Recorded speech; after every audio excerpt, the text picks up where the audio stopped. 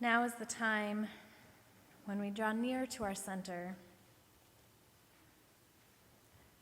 So whether you're here in the sanctuary or at home, I invite you to place your feet flat on the ground. Take a few nurturing breaths and give yourself to these moments of prayer, silence, and stillness. We enter into our prayer time with our call to prayer. What we need is here.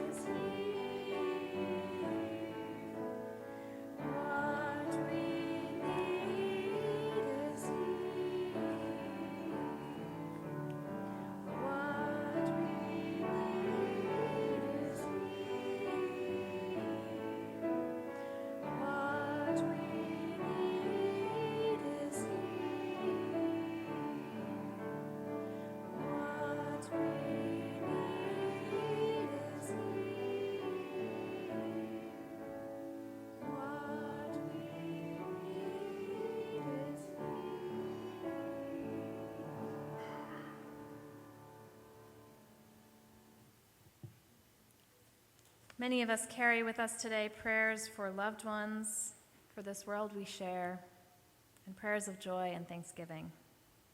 You are invited to stand if you wish when your prayer is read so that others may connect with you later.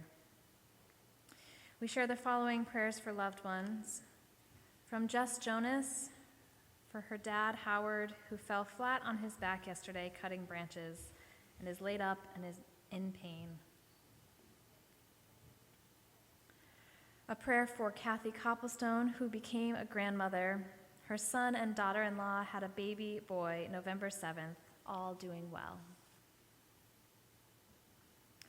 For these prayers for loved ones and for others that we hold in our hearts, we light a candle.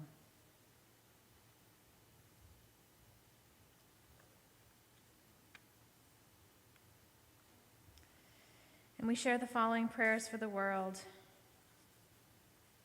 We have prayers for all involved in the terrible shooting in Colorado Springs at Club Q, especially on this Trans Day of Remembrance. Another prayer for those affected by the shooting in Colorado. When will love prevail? And a prayer for those struggling with mental illness. For these prayers and for those we hold in our hearts, we light a candle.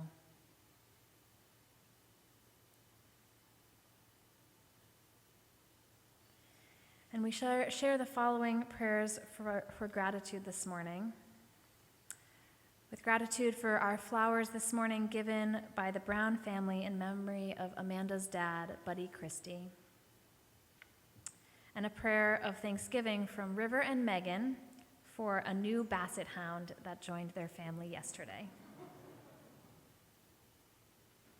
For these prayers and for those we hold in our hearts, we light a final candle.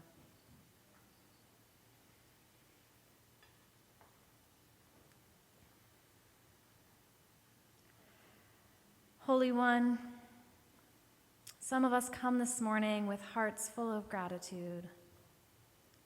Some of us come with hearts full of worry. Some of us come with hearts full of sorrow. And some of us come with hearts full of fear or rage when we hear of hate-filled attacks on our siblings. And many of us come with some of each as we hold the complexity and the richness, the beauty and the brokenness of being human in this world. Holy One, on this Transgender Day of Remembrance, we come with sorrow and anger for our transgender, non-binary, and gender non-conforming siblings whose lives were taken. And on this morning, after a violent attack at an LGBTQ nightclub, we come with sorrow and rage and devastation for our queer siblings whose lives were taken, our queer and trans siblings whose lives were beautiful, sacred, worthy, who have been killed because of violence.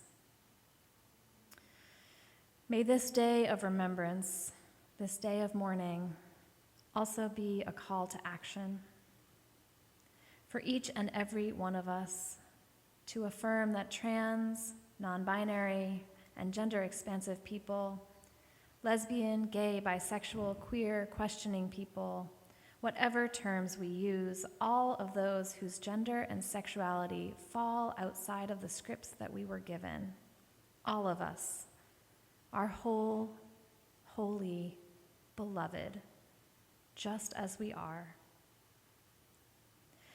And today may we also lift up our gratitude for the ways that trans, non-binary, and gender-expansive people, gay and lesbian and bisexual and queer people have broken down binaries, smashed expectations, and brought their fabulous, beautiful lights into the world, teaching all of us that gender is more than the boxes we were taught to exist in, that love is love, that all love is holy, and that to express who we truly are is to embrace a spark of the divine within each of us.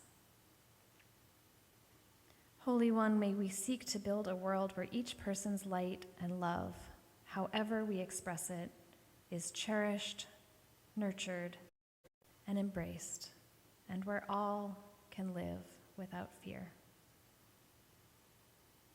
May it be so, and amen.